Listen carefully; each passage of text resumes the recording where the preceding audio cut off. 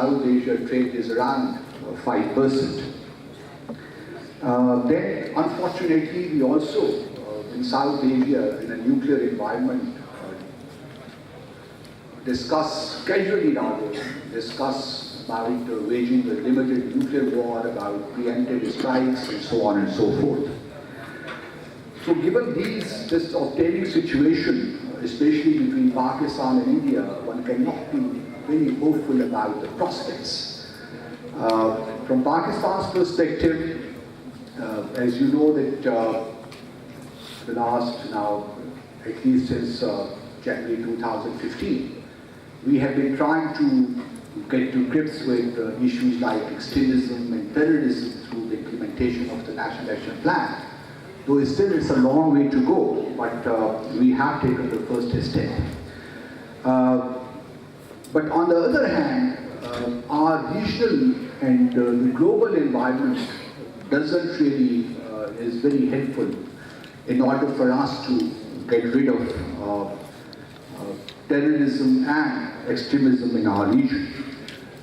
First, to take the question, the seemingly the most intractable issue, Afghanistan.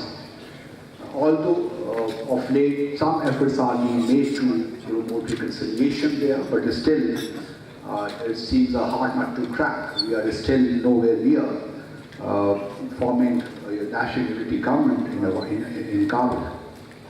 On the other hand, Indian foreign policy also creates many problems and challenges for Pakistan.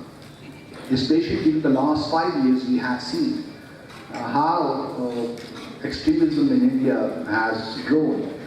We have many examples like Ram Mandir politics, then the cow politics, love jihad politics. So all these phenomena are in front of us, and how India has moved or is still moving from its secular basis to Hindutva. And Dr. Mujia was very educated, spoke on that. Now, India's regional, obviously, I mean, all states do have aspirations, and there is no harm to aspire to play big in the community of nations. We should, I mean, if India wants to be a permanent member of the United Nations Security Council, there is no harm. If India wants to be part of the nuclear suppliers group, that is okay, and we shouldn't be having any problem. If India wants to have a strategic partnership with the US by maintaining a working relationship with China, currently India-China trade is over $80 billion, mostly in favor of China. And then India is also maintaining its traditional relations with Russia. We all know that India is a member of not only Shanghai Cooperation Organization, but also BRICS and RIC as well. So India, while trying to bolster the strategic partnership with the US, is also maintaining its relations with Russia, as well as trying to have a working relationship with China, because it fully understands that if India were to get global power status, it cannot realize that without the goodwill of China and Russia and other big powers.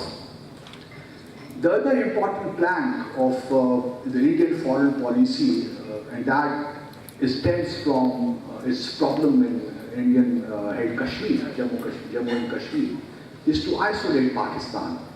And we have seen that how India has vigorously tried regionally first to scuttle or to not allow SAARC summit to take place in Pakistan in November 2016. And then we have seen how India is lobbying, not only in the region but across the world, to have Pakistan declared as a terror state, and now also creating problems for us in the context of the Financial Action Task Force. So all these things, in a way, do not really help Pakistan or to bring about stability in our region. Then the dangerous concepts like the Gold Star Doctrine, offensive-defensive doctrine, then the Joint Armed Forces Doctrine of 2017, and then the Land Warfare Doctrine of last year. All these doctrines also create instability in our region because they envisage as to how to wage a limited war, preemptive strikes, and carry out those without escalating the situation. So that inherently is a dangerous concept to begin with. But India is rigorously pursuing these ideas, and then we have recently seen as to how post-Pulwama, the Indians violated our airspace and tried to carry out some action inside Pakistan. Then India's refusal to discuss with Pakistan the strategic restraint regime, which was first proposed to India back in 1998. So all these issues create regional instability and do not allow Pakistan and other countries in the region to sit across the table and define itself as to what do we want in terms of promoting stability and harmony in the region. Then the global environment is also not very healthy. For example, the nuclear accord with India, between the US and India, is also giving a special status to India in the kind of nuclear suppliers group. That is something which one needs to speak. Then, after the Pulwama attack, we have seen as to how the world reacted to that. Instead of focusing